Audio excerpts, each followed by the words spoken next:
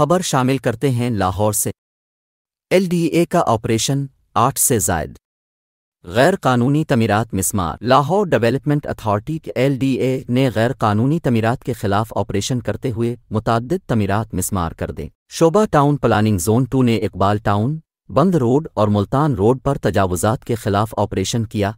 Operation के दौरान 8 से ज़ायद अमलाक मिसमार और सरबमोहर कर दी गईं। कैनाल रोड पर तामीर गैर कानूनी इमारत जुज़वी तौर पर मिसमार कर दी गई। यतीम खाना चौक के करीब बगैर मंजूरी तामीर होने वाली कमर्शल मार्केट गिरा दी गई। मुल्तान रोड पर कोका कोला फैक्ट्री के करीब 2 दुकानें, सब्ज़ाज़ार पी ब्लाक में गैर कानूनी स्पोर्ट्स हॉल मिसमार कर दिया गया।